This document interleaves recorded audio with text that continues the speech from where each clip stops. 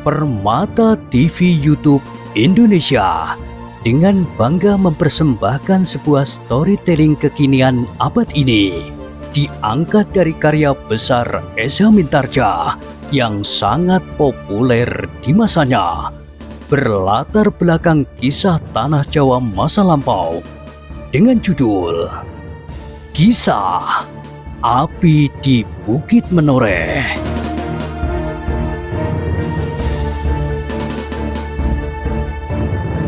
Pada kesempatan yang sangat baik ini, kita masuk pada episode yang ke-478. Selamat menikmati.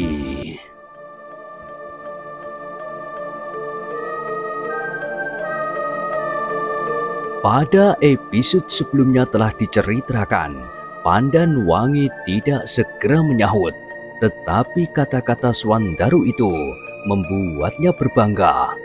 Sehari-hari ia melihat Swandaru itu seakan-akan tidak pernah bersungguh-sungguh dalam setiap persoalan. Namun ternyata menghadapi perkawinannya, Swandaru dapat berbicara seperti seorang kakek di depan sepasang mempelai yang sedang dipersandingkan.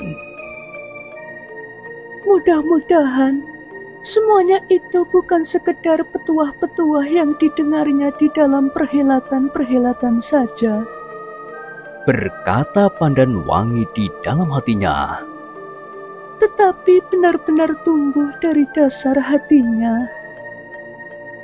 Namun dalam pada itu, selagi keduanya masih sedang mencernakan pembicaraan mereka, maka mereka telah dikejutkan oleh desir langkah seseorang di kegelapan.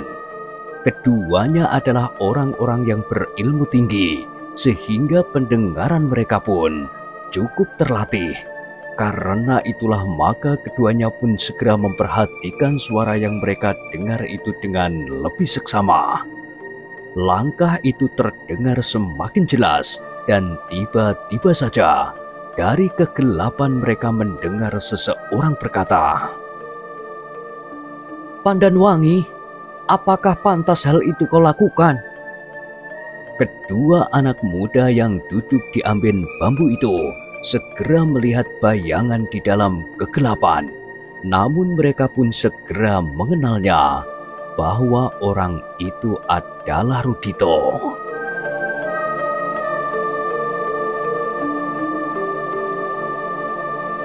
Perlahan-lahan Rudito mendekati keduanya sambil berkata, "Pandan Wangi, aku adalah saudaramu. Aku berkeberatan melihat caramu bergaul dengan laki-laki. Laki-laki itu kini bukan sanakmu, bukan kadangmu. Karena itu, kau tidak boleh duduk berdua saja di dalam gelap. Sentuhan kulit kalian membuat kalian menjadi kotor dan harus disucikan." Wajah Pandan Wangi menjadi merah padam. Hampir saja ia meloncat menerkam Rudito dan meremas mulutnya. Namun untunglah bahwa ia masih sempat menguasai perasaannya. Rudito yang sudah berdiri di hadapan mereka sambil bertolak pinggang berkata pula, "Pandan Wangi, kau adalah contoh dari setiap gadis di tanah perdikan ini. Jika anak gadis kepala tanah perdikannya saja berbuat seperti itu, apakah yang akan dilakukan oleh gadis-gadis yang lain?" "Rudito," jawab Pandan Wangi yang berusaha menahan hati itu, "berbicaralah yang agak baik. Apakah yang salah padaku sekarang? Apakah salahnya aku duduk di sini bersama Kakang Swandaru?" "Kau sudah melanggar pantangan bagi seorang gadis," "Rudito," berkata Pandan Wangi kemudian, "barangkali aku sudah terlampau sering melanggar pantangan serupa ini. Jika hal serupa ini merupakan sebuah pantangan, aku dibentuk oleh ayah menjadi seorang gadis yang memang agak lain dari gadis yang lain. Aku oleh ayah diperkenankan pergi berburu dan bermalam di perburuan. Aku adalah satu-satunya perempuan di perburuan itu. Tentu di hutan perburuan Aku selalu duduk bersama dengan lebih dari 3-4 orang laki-laki pengiringku. Soalnya berbeda, sahut Rudito. Kau benar-benar tidak mempunyai sentuhan apapun dengan laki-laki itu, lahir dan batin. Tetapi dengan Swandaru, kau telah bersentuhan jasmaniah dan rohaniyah. Itu adalah perbuatan terlarang sebelum kalian menjadi pasangan suami istri yang sah. Pandan Wangi berdesah. Kau jangan membuat keributan, Rudito. Aku berterima kasih jika kau memperingatkan kesalahanku. Tetapi, jangan berbicara terlalu tajam. Kata-kata bagi seseorang dapat berpengaruh baik, tetapi juga dapat berpengaruh buruk bagi diri sendiri. Apa yang aku katakan? Bertanya Rudito. Memang mungkin tidak menyenangkan bagimu. Sudah barang tentu seseorang tidak akan dengan senang hati melihat cacat di tubuh sendiri. Tetapi aku merasa wajib dan kau harus menjaga bahwa hal yang serupa ini tidak berkelanjutan. Wajah Pandan Wangi terasa menjadi panas, namun ia masih tetap bertahan untuk tidak berbuat sesuatu yang dapat menimbulkan persoalan lebih jauh. Karena orang tua Rudito itu pun sedang menjadi tamu ayahnya pula. Namun yang mencemaskannya adalah Swandaru yang masih berdiam diri. Pandan Wangi sedikit banyak mengenal watak Swandaru. Karena itu, jika anak muda yang gemuk itu menjadi jengkel, maka ia akan dapat berbuat sesuatu yang dapat menumbuhkan keributan dan bahkan mungkin akan berkepanjangan.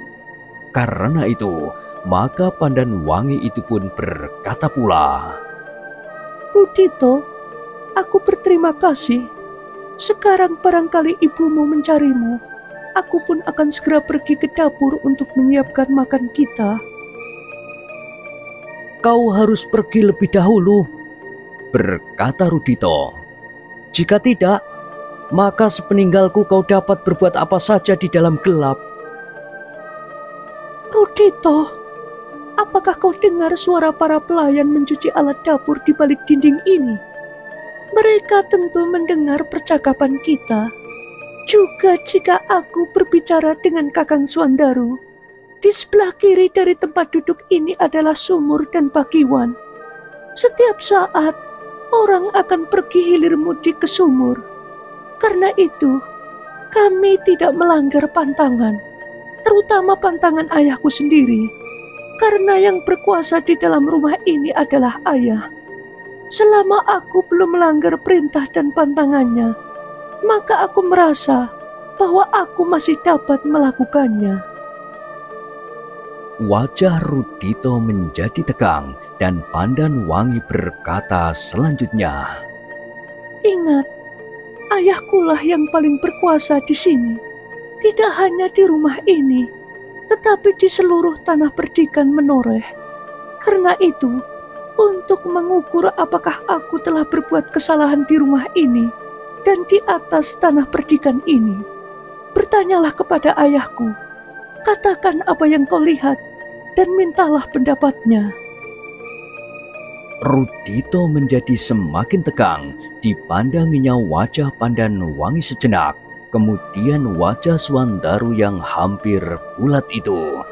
Bagi Rudito, kata-kata Pandan Wangi itu seolah-olah merupakan tantangan bahwa gadis itu tidak akan mendengarkan semua pendapatnya.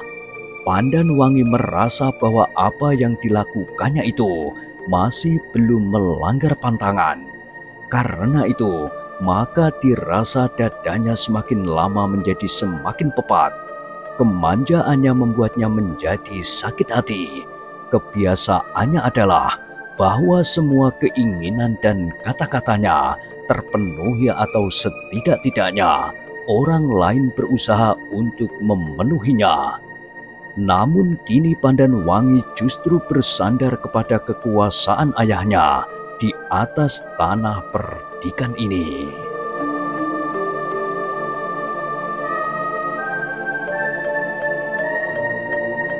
Sejenak Rudito berdiri termangu-mangu, namun sejenak kemudian ia pun meninggalkan kedua anak muda itu tanpa berkata sepatah kata pun. Pandan Wangi menarik nafas dalam-dalam. Sebenarnya ia sama sekali tidak ingin menyakiti hati tamunya itu. Tetapi ia tidak mempunyai cara lain, apalagi Rudito sudah melanggar haknya sebagai seorang tamu. Seandainya ia tidak senang melihatnya berbicara berdua dengan Swandaru, sebaiknya ia tidak dengan langsung menegurnya. Pandan Wangi berpaling ketika ia mendengar Swandaru berkata, "Maafkan aku, Pandan Wangi, jika kehadiranku di sini menimbulkan persoalan di antara kalian, di antara Sanak dan Kadangmu, karena bukankah Rudito itu masih bersangkut paut keluarga denganmu?" Ia tidak berhak mempersoalkannya, Kakang Swandaru, jawab Pandan Wangi. Mungkin maksudnya baik, tetapi sifatnya yang terlalu memandang setiap persoalan berkisar pada dirinya, dan kemanjaannya lah yang membuat berbuat sesuatu yang nampaknya kurang menghiraukan perasaan orang lain.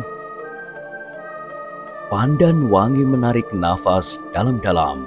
Jawabnya, "Mungkin begitu, Kakang, dan aku pun berterima kasih karena Kakang menanggapi persoalan ini dengan hati yang lapang. Sebenarnya aku sudah cemas jika tiba-tiba saja Kakang Swandaru merasa tersinggung dan bertindak langsung terhadapnya." Swandaru tersenyum. Katanya, "Aku pun tamu di sini. Karena itu, sejauh mungkin aku harus menyesuaikan diriku dengan keadaan apapun di sini."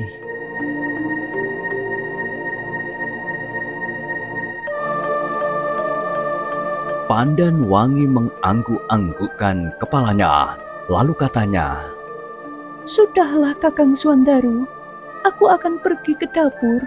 Jika tamu-tamu di pendopo itu sudah selesai, maka kita akan makan bersama-sama." Swandaru memandang Pandan Wangi sejenak, namun kemudian ia menganggukkan kepalanya, meskipun sebenarnya ia masih ingin duduk bersamanya agak lebih lama lagi. "Baiklah, Wangi."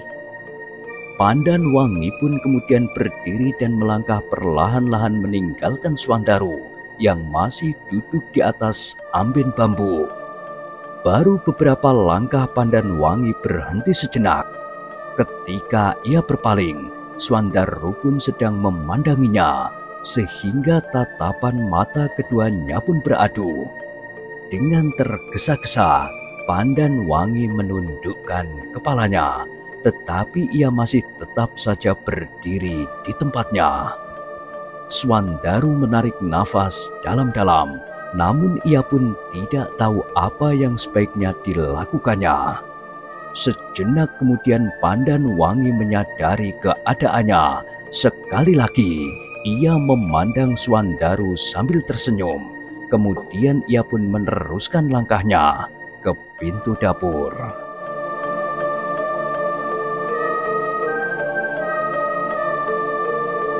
Swandaru termangu-mangu sejenak di tempatnya. Bahkan kemudian ia bersandar tiang di belakang amben bambunya. Dipandanginya kegelapan malam yang semakin pekat menyelubungi tanah perdikan menoreh. Bahkan kemudian di balik kegelapan itu, seakan-akan dilihatnya Rudito sedang berdiri tegang, di balik dedaunan mengawasi setiap gerak-geriknya. Ketika ia mendengar suara Pandan Wangi yang sedang berbicara dengan pembantunya di dapur, barulah Swandaru menyadari dirinya. Ia pun kemudian berdiri pula dan berjalan perlahan-lahan, meninggalkan tempat itu, kembali ke Gandok. Tetapi ia tidak menjumpai Agung Sedayu di Gandok itu.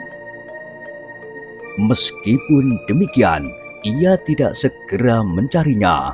Ketika dilihatnya mereka yang sedang berbincang masih berada di pendopo, bahkan bekas makan malam mereka pun masih belum disingkirkan. Maka Swandaru pun justru masuk ke dalam gandok dan membaringkan dirinya di amben yang besar sambil menarik nafas dalam-dalam. Dibiarkannya angan-angannya terbang ke dalam dunia yang asing baginya, namun memberikan harapan yang cerah bagi hari depannya. Dalam pada itu, Pandanwangi mulai menyibukkan dirinya di dapur pula. Beberapa orang pelayannya pun kemudian pergi ke pendopo untuk menyingkirkan mangkuk dan tempat nasi yang masih ada di pendopo itu. Sementara ayahnya berpesan agar bagi anak-anak muda yang ada disediakan makan di Pringgitan saja, karena orang-orang tua itu masih ingin berbicara panjang. Meskipun persoalannya sudah berkisar dari persoalan pokok yang sebenarnya sudah selesai. Sambil mengatur makan malam bagi Swandaru dan anak-anak muda yang lain, perasaan Pandanwangi pun selalu disentuh oleh hubungannya dengan anak muda yang gemuk itu. Bahkan ia pun kemudian bertanya kepada diri sendiri, apakah benar aku sudah melanggar pantangan bagi seorang gadis? Tanpa disadarinya, dikenangnya jalan hidup ibunya yang telah diperciki noda yang tidak akan dapat terhapus sepanjang umurnya. Tanpa dikehendakinya sendiri, ia membayangkan apa saja yang dilakukan ibunya. Pergaulan yang melanggar batas dan bahkan kehilangan kekang atas diri sendiri. Sehingga lahirlah kakaknya Sidanti, bukan karena ayahnya Ki Argopati. Kelahiran yang sebenarnya tidak dikehendaki oleh Sidanti sendiri, sehingga karena itu, maka Sidanti tidak akan dapat dianggap bersalah oleh keadaannya itu. Diam-diam Pandanwangi memperbandingkan hubungannya dengan Swandaru dengan apa yang pernah terjadi dengan ibunya, sehingga ia berkata di dalam hatinya, aku tidak boleh mengulangi yang pernah terjadi dengan ibuku, agar aku tidak termasuk di dalam kata orang bahwa kacang tidak dapat ingkar dari lanjaran. Tetapi aku juga tidak dapat membelenggu diriku di dalam bilik yang gelap, karena pada dasarnya ayah telah memberikan kebebasan kepadaku. Tetapi sudah barang tentu bahwa ia tidak ingin terluka sampai 2 kali oleh tusukan keadaan yang sama. Jika ibu pernah melukai hatinya, maka aku harus dapat membuktikan bahwa aku dapat menjaga diriku sendiri. Meskipun demikian, kenangannya atas peristiwa yang pernah terjadi atas ibunya telah membuatnya menjadi muram. Bahkan kadang-kadang ia terpaksa menghapus setitik air yang mengembang di pelupuknya, meskipun tidak seorang pun yang melihatnya.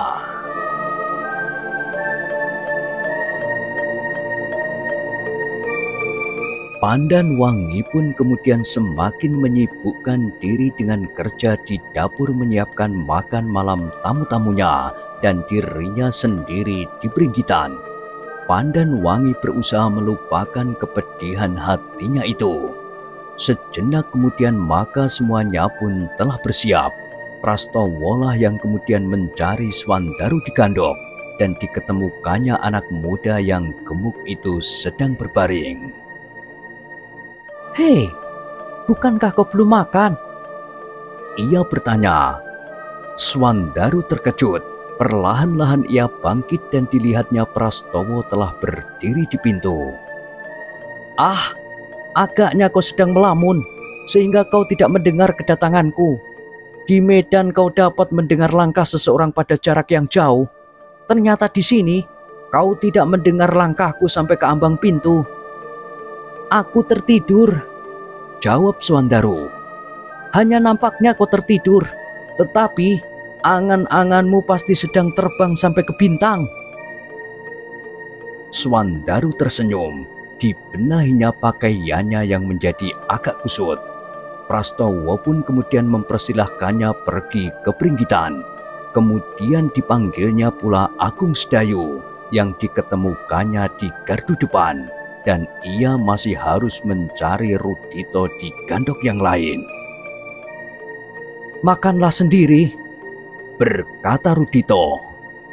"Ah," Prastowo menyahut, "sebaiknya kau pergi ke Pringgitan, kita makan bersama-sama." "Biarlah Pandanwangi makan bersama anak yang gemuk itu." Prastowo menarik nafas dalam-dalam. "Aku malu mempunyai seorang saudara perempuan seperti Pandanwangi. Ia duduk berdua di dalam kegelapan. Itu melanggar kesusilaan." Prastowo mengerutkan keningnya. Katanya, "Tetapi mereka tidak berbuat apa-apa. Mereka hanya duduk di amben yang kebetulan terlindung dari sinar lampu di serambi belakang. Itulah salah mereka, tentu bukan sekedar kebetulan." Prastowo termangu-mangu sejenak, namun kemudian katanya, "Sudahlah, jangan hiraukan mereka. Marilah kita makan." "Aku memang tidak berkepentingan, tetapi sebagai seorang yang tahu akan kesopanan dan kesusilaan, aku tidak dapat melihat hal yang serupa itu terjadi. Biarlah hal itu diselesaikan oleh orang-orang tua, oleh ayah mereka, atau oleh siapapun juga." "Oh, ternyata kau juga tidak bertanggung jawab.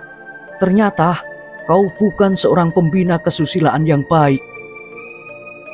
Prastowo menarik nafas dalam-dalam, namun kemudian ia menemukan jawab.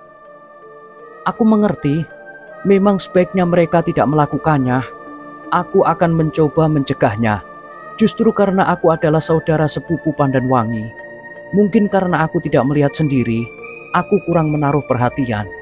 Namun pada suatu saat, jika aku melihatnya, aku akan menegur mereka."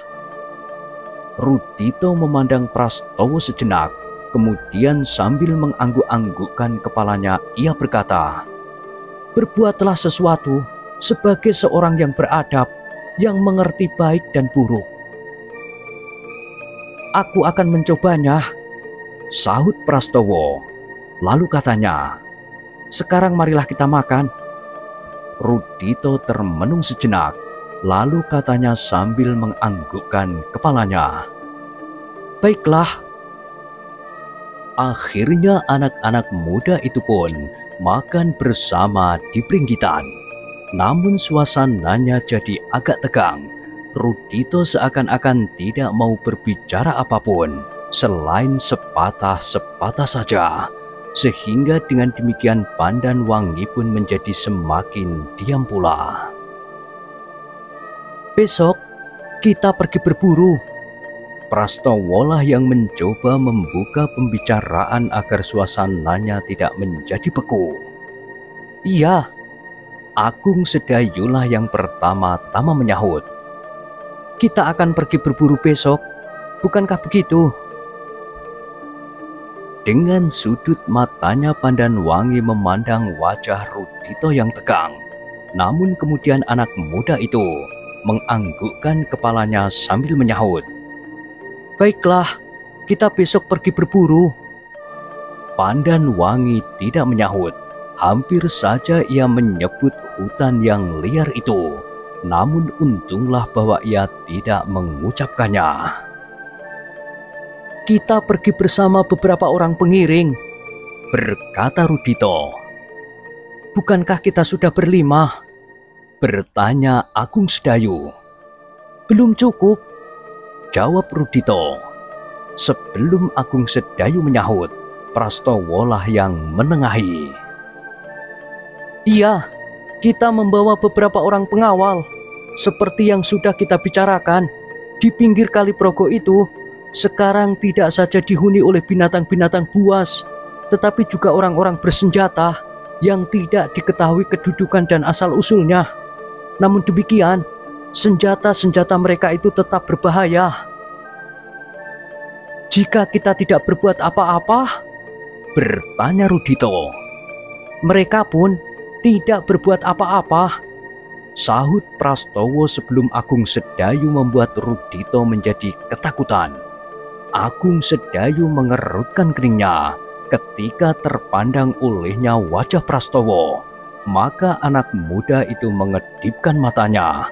Isyarat itu dapat dimengerti oleh Agung Sedayu, sehingga karena itu ia hanya menarik nafas panjang saja. "Besok kita membawa 3 orang pengawal pilihan," berkata Prastowo itu. Lalu katanya, "ditambah dengan 2 orang yang akan melayani kebutuhan kita selama berburu, makan, minum dan membuat busur dan anak panah." "Kenapa hanya 3?" bertanya Rudito. "Masih ditambah 2 orang lagi. Tetapi mereka hanya sekedar pesuruh atau pelayan atau juru masak, tetapi sekaligus pengawal yang berpengalaman mempergunakan senjata." Rudito mengangguk-anggukkan kepalanya, kemudian dipandanginya Agung Sedayu sejenak. Dengan ragu-ragu ia pun bertanya, "Bagaimana dengan kau?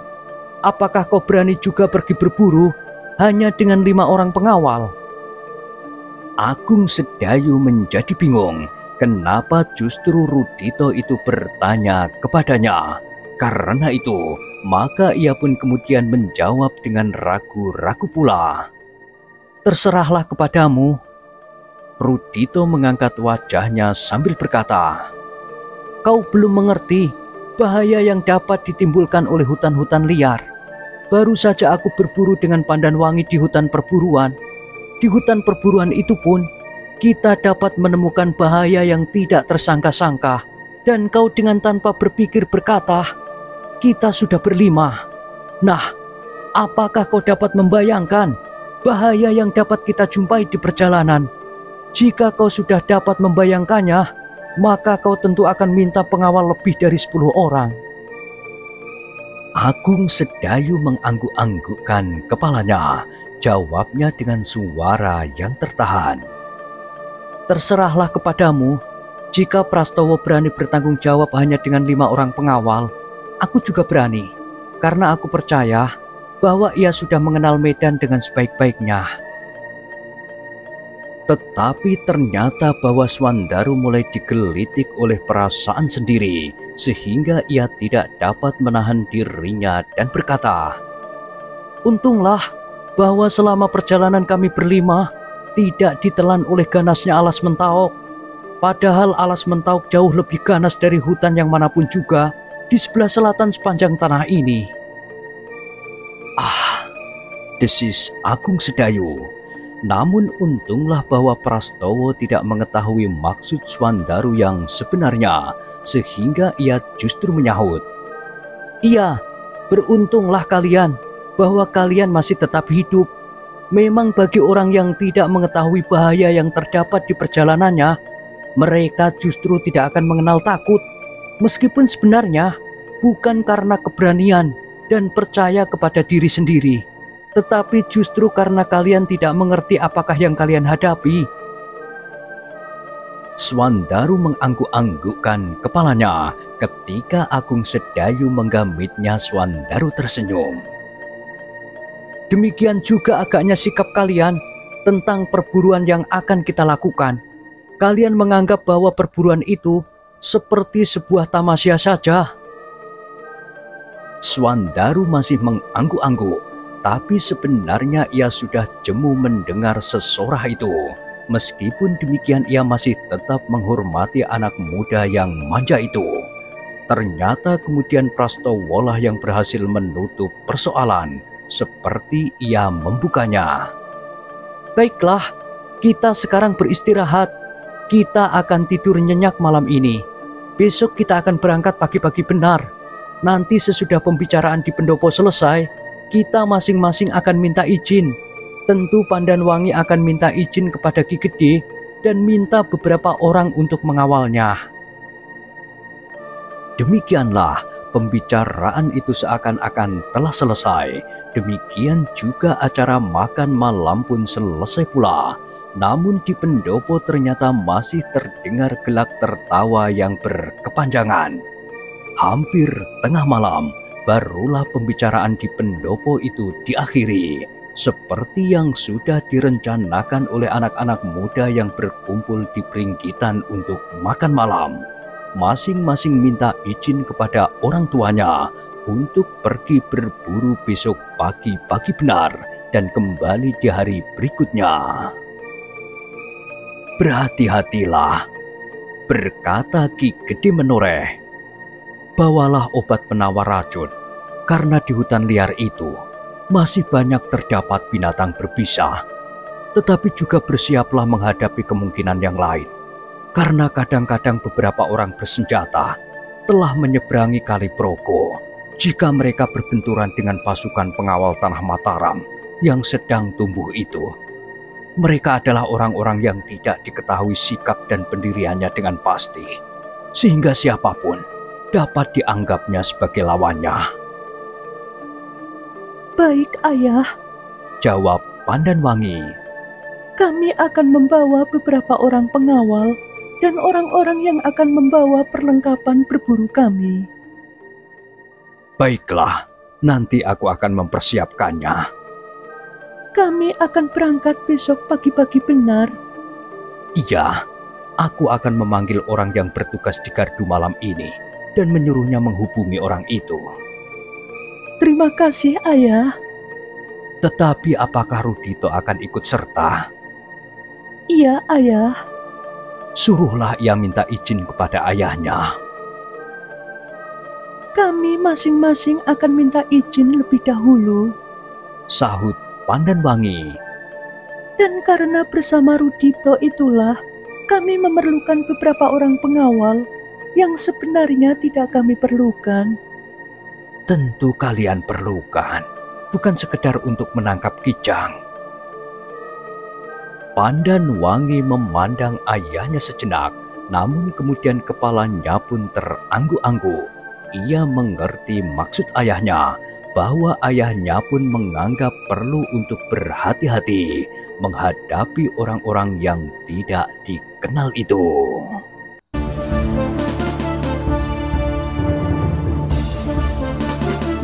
Nah, bagaimanakah kisah selanjutnya? Silahkan ikuti terus kisah Api di Bukit Menoreh pada episode berikutnya. Sampai jumpa.